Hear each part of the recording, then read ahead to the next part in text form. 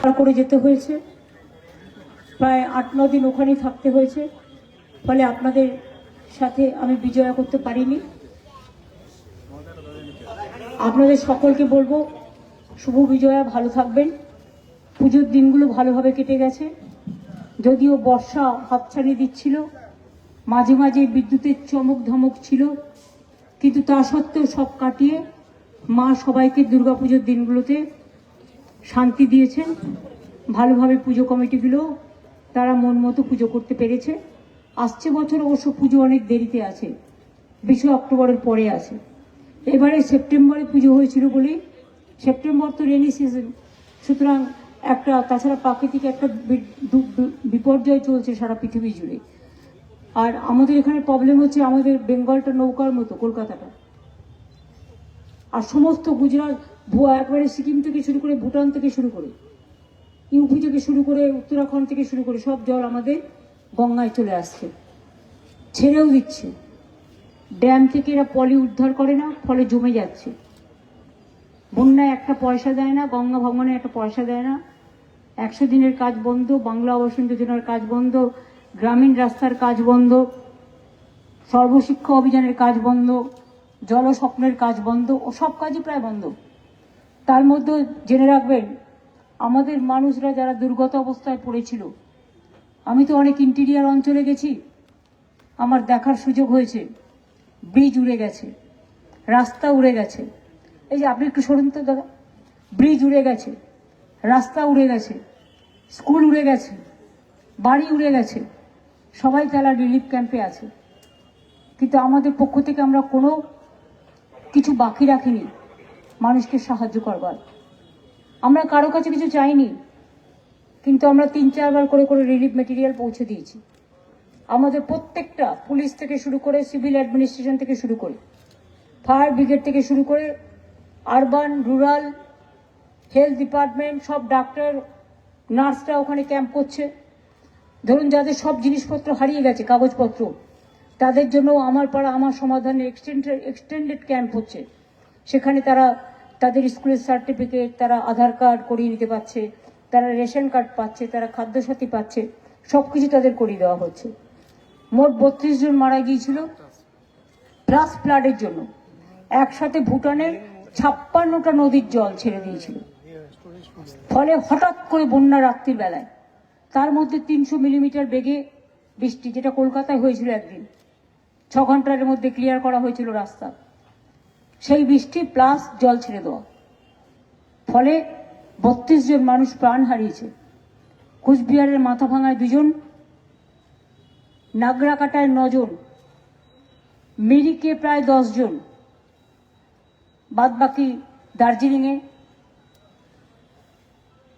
ক্ষতিগ্রস্ত হয়েছে। দার্জিলিং, মিরিক, কালিম্পং, কার্শিয়াং, মাটিগাড়া, ফাঁসিদেওয়া, নকশালবাড়ি, জলপাইগুড়ি, ধূপগুড়ি, ময়নাগুড়ি, নাগরাকাটা, বামনঘাটা থেকে শুরু করে বিস্তীর্ণ অঞ্চল, কুচবিহারের মাথাভাঙা, প্রায় সব জায়গাতেই দুর্গম অঞ্চলে আমার যাওয়ার সুবিধা হয়েছে, যেখানে যাওয়ার ব্রিজ ছিল না, রাস্তা নেই। কোনো রকমভাবে পায়ে হেঁটে হেঁটে কিলোমিটারের পর কিলোমিটার গিয়ে আমি ক্যাম্পে সবার সাথে দেখা করেছি, এবং যারা কাজ করছে তাদের সবাইকে ধন্যবাদ দিয়েছি। তুমি একটু সরে যাও। যারা মারা গিয়েছেন সেই পরিবারগুলোকে আমরা 5 লক্ষ টাকা করে হাতে তুলে দিয়েছি, হয়ে গেছে সব দেয়া, এবং প্রত্যেক পরিবারে আমরা একটা করে স্পেশাল হোমগার্ডের চাকরি দিয়েছি এই 32 জন পরিবারকে। তাছাড়া আপনাদের মনে আছে, কলকাতায় বিদ্যুতীকরণ হয়ে ইলেকট্রিকিউশনে 10 জন মারা গিয়েছিল একদিনের ওই বৃষ্টিতে, এবং সাউথ 24 পরগনার 2 জন ছিল, 12 জন। তাদের 12 জনকেও আগে টাকা দিয়েছিলাম, আজকে চাকরি লেটার তুলে দিলাম কালী পুজোর আগে, যাতে তাদের পরিবারগুলো না খেতে পেয়ে মারা না যায়। আমরা আমাদের তরফ থেকে, বিশ্বাস করুন, বাসনপত্র থেকে শুরু করে চাল, ডাল, আলু, সর্ষের তেল, লঙ্কা, জিরে, নুন, চিনি থেকে শুরু করে কম্বল, ব্ল্যাঙ্কেট, বিছানার তোষক, চাদর, জামা কাপড়, বেবি ফুড, স্কুলের বাচ্চাদের বই, স্কুল ড্রেস, আমরা সব কিছু কিটস তৈরি করে, বাসনপত্র সব করে তাদের কাছে পৌঁছে দিয়েছি। এবং তাছাড়াও আমি নিজেও এখান থেকে 5,000 তৈরি করে নিয়ে গেছিলাম, সেগুলোও দিয়ে এসছি।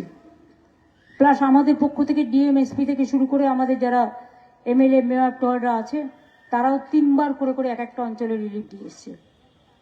কিচেন চলছে, কিচেন এখন চলবে। যাদের বাড়ি ভেঙে গেছে, ঘর বাড়িগুলো সারিয়ে দেওয়া হবে। 1,20,000 টাকা করে তারা পাবে, যাতে তারা ঘর বানিয়ে নিতে পারে। মিরিকে যে রাস্তাটা সম্পূর্ণ ব্রিজটা ভেঙে গেছে, তার পাশে একটা পাকা ব্রিজ হচ্ছে এবং একটা পাইপ লাইন দিয়ে হোপিং ব্রিজ একটা করছি। হোপিং ব্রিজ না কি একটা যেন বলে, কি বলে ওটা, সেই পাইপের ব্রিজ, মানে জলটা পাইপ দিয়ে বেরিয়ে আসবে, সেই ব্রিজটা 7 দিনের মধ্যে হয়ে যাবে, হিউম ব্রিজ। আর একটা হচ্ছে এমনি একটা রাস্তা করে দিয়েছে যাতে তারা নিজেরা যাতায়াত করতে পারে। তাছাড়াও প্রথম দিন আমি বাঙন্ডা ওই দিকটা যেতে পারিনি, কারণ ওই ব্রিজটা ভাঙা ছিল। সেই ব্রিজটাও সারানো হয়ে গেছে। এখনো অনেক কাজ বাকি আছে। কয়েক হাজার কোটি টাকা নষ্ট হয়েছে, শস্য থেকে শুরু করে, ঘর বাড়ি থেকে শুরু করে, ব্রিজ থেকে শুরু করে সবকিছু নতুন করে আবার গড়ে দিতে হবে। আপনাদের আশীর্বাদ, শুভেচ্ছা আছে বলেই এটুকু বিশ্বাস রাখতে পারেন, কারো কাছে আমাদের ভিক্ষা করার প্রয়োজন নেই। আমরা নিজেরা এই কাজগুলো আস্তে আস্তে আস্তে আস্তে ঠিক করে দেব। দার্জিলিংয়ে যারা যাচ্ছিলেন, মিরিকের রাস্তা অনেক ল্যান্ডস্লাইড ছিল। আমি পরশুদিন গিয়ে দেখে এসেছি, সব ল্যান্ডস্লাইড ক্লিয়ার হয়ে গেছে। শুধু লেকটা ভালো করে করতে হবে, কারণ বিষাক্ত জল বাইরে থেকে এসছে এবং বোল্ডার এসছে অনেক, বোল্ডারগুলো তুলে নিয়ে যেতে বলা হয়েছে। তাছাড়াও দুধিয়া ব্রিজটা তৈরি হয়ে যাবে, আমি বলে দিলাম। 2টো রাস্তা খোলা আছে, পাংখাবাড়ি এবং 3ধারিয়া রোড কার্শিয়াং থেকে। আর রোহিণী রোডটাও আমরা নতুন করেছিলাম, সেটা কার্শিয়াংয়ের সামনে একটা বড় গর্ত হয়েছে, এটা করতে আমার 20 দিন লাগবে, কারণ এটা বড় কাজ। নাগরাকাটার ওদিকে ব্রিজটারও পরিকল্পনা হচ্ছে এবং তাছাড়াও আমি একটা লোহার সিঁড়ির মতো করে দিয়ে এসেছি, যেটা অন্তত একজন একজন করে জল না পেরিয়ে আসতে পারে, যাতায়াত করতে পারে।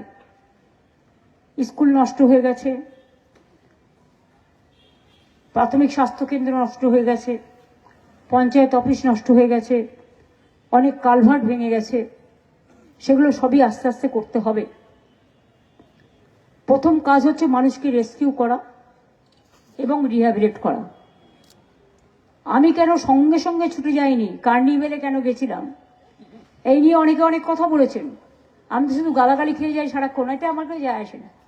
কারণ ঠাকুর বলেছেন, যার বলার বলবে, তাতে কি যায় আসে। সূর্যের তাপে পুকুর শুকিয়ে যেতে পারে, সমুদ্র শুকায় না, মনে রাখতে হবে। কাজেই এটাও আমাদের একটা ফেস্টিভ্যাল ছিল। আর যখন কোনো ডিজাস্টার হয়, মাথায় রাখবেন, আগে রেস্কিউ করতে টাইম দিতে হয়, রিহ্যাবিলিটেশন করতে টাইম দিতে হয়, রিলিফের টাইম দিতে হয়। তখন যদি নেতারা গিয়ে বসে থাকে, তাহলে মানুষকে উদ্ধার করবে কি করে? 24 ঘন্টা তো তাকে টাইম দিতে হবে। সকাল 6টা থেকে রেস্কিউ অপারেশন স্টার্ট হয়েছে। বিশ্বাস করুন, আমি যখন টাকাগুলো দিচ্ছিলাম, চাকরিগুলো দিচ্ছিলাম, 5 জন মাকে আমি দেখেছি যাদের 7-8 বছরের বাচ্চা মারা গেছে ধসে, কারো 8 বছর, কারো 10 বছর, কিন্তু মায়েরা উদ্ধার হয়েছে। কি করে? আমাদের ফায়ার ব্রিগেড, আমাদের পুলিশ ফোর্স, আমাদের এসডিআরএফ সব পৌঁছে গিয়েছিল ওই দুর্যোগের মধ্যে, নিজেদের জীবন বাজি রেখে। তা নাহলে ওদিন কয়েকশো লোক মারা যেত। তাদের আমি কুর্নিশ জানাই। তাদের অনেককে আমরা অ্যাওয়ার্ডও করেছি, আগামী দিনেও করব। কাজ চলছে এবং কাজ চলবে। তাদের ছেলে মেয়েদের পড়াশুনো যাতে কোনো ক্ষতি না হয়। ডাক্তাররা 24 আওয়ার্স ক্যাম্প করছে। যারা যা কিছু হারিয়েছে তার ক্যাম্পও করে দেওয়া হয়েছে আমাদের পাড়া, আমার পাড়া আমার সমাধানের মধ্যে। সঙ্গে সঙ্গে তারা আধার কার্ড থেকে শুরু করে যা যা হারিয়েছে লেখালেই সঙ্গে সঙ্গে পেয়ে যাচ্ছেন ডুপ্লিকেট।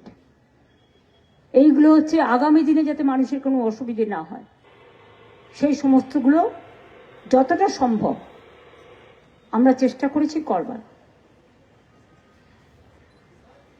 আজকে যদি কেউ বলে কালী পুজো কেন করবেন, আরে আরে ভাই, শরীর থাকলে জ্বর হবে।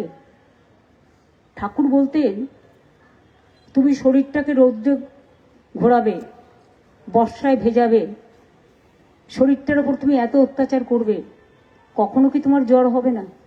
কখনো কি তোমার সর্দি কাশি হবে না? কখনো কি তোমার পেট খারাপ হবে না? কখনো কি তোমার ডিহাইড্রেশন হবে না? সেরকম মনে রাখবেন, দুর্যোগ দুর্ভোগকে আমাদের রক্ষা করেই, তাদের পাশে থেকেই আমরা বলতে পারি না কাউকে পুজোটা বন্ধ করে দাও। আমার ভাই মারা গিয়েছিল কোভিডে, তাও আমি আমার বাড়ির কালী পুজো বন্ধ করতে আমাদের কেউ দেয়নি। কারণ একবার ব্রেক হয়ে গেলে সেটা যা নিয়ম অনুযায়ী যেভাবে করে, হয়তো কেউ কারো বাড়িতে কেউ মারা গেছে, সে নিজে করতে পারছে না, কাউকে দিয়ে একটা করালো, এরকম নানা রকম সিস্টেম আছে। কেউ মা কালী বাড়িতে গিয়ে মাকে দিয়ে এলো শাড়িটাড়িগুলো বা ভোগটা, টাকা ধরে দিল, সেরকমও আছে। কাজেই মনে রাখবেন, দুর্যোগ আসলে দুর্যোগকে ঝাঁপিয়ে পড়ে মানুষকে রক্ষা করতে হবে। আমরা তাদের পাশে সবসময় ছিলাম, আছে, থাকবো। আজকে কালী পুজোর দিনেও বলছি, আমরা তাদের সাথে আছি এবং পুজোর মধ্যে দিয়েও তাদের কথা মনে রেখে তাদের কাজ চলবে। আজকেও আমরা বেশি করেছি, শেক্সপিয়ার স্মরণের পুজো থেকে সব অ্যাডমিনিস্ট্রেশনে সবাই ছিল। পুজোও হবে ভালোভাবে, শান্তিতে করুন। কালী পুজোর পরের দিন এবার দীপাবলি পড়েছে, দীপাবলিও ভালো করে পালন করুন। কালী পুজো, দীপাবলি এগুলো হচ্ছে আলোর উৎসব।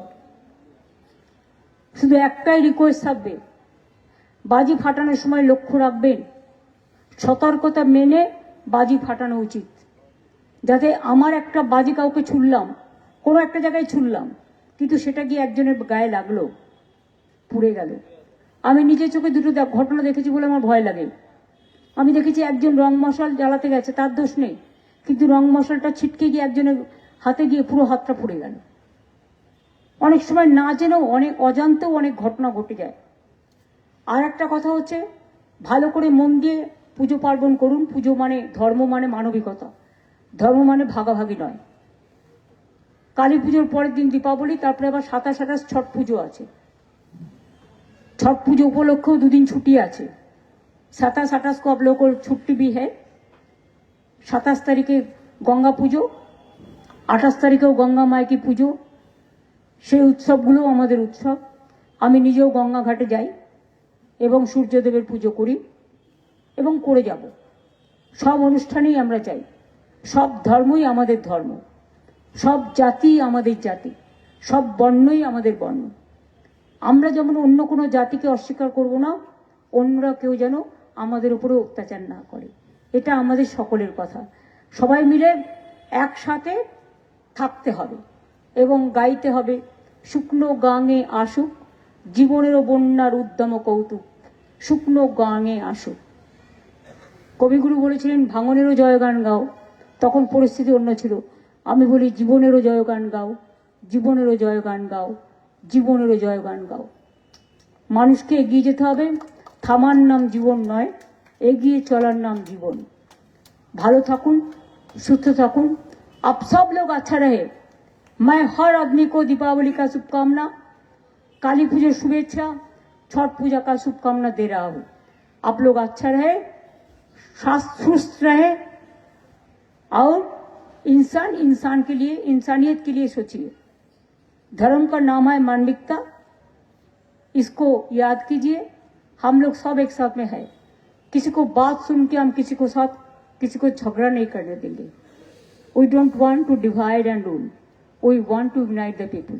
और अभी देखिए विनाश क्लब तो एक यूनिक आइडिया लिए पार्लियामेंट किया है, पार्लियामेंट का सिस्टम किया है, और जिसमें डॉक्टर बाबा साहेब आम्बेडकर जिन्हें कॉन्स्टिट्यूशन, जिन्हें ड्राफ्टिंग कमिटिर कॉन्स्टिट्यूशনের চেয়ারম্যান ছিলেন, তার ছবি থেকে শুরু করে, গান্ধীজি থেকে শুরু করে, নেতাজি থেকে শুরু করে, আরো কিছু ছবি দেখলাম, এপিজে আবুল কালাম আজমের ছবি থেকে শুরু করে রাজেন্দ্র প্রসাদের ছবি আছে, আরো অনেকগুলো ছবি আমি দেখলাম, খুব ভালো লাগলো, আরো ভালো লাগবে। শুধু একটা রবীন্দ্র একটা নজরুল লাগিয়ে দিই দুপাশে, ব্যাস টোটালটা কমপ্লিট হয়ে গেল। ভালো থাকবেন। জয় হিন্দ অ্যান্ড জয় বাংলা।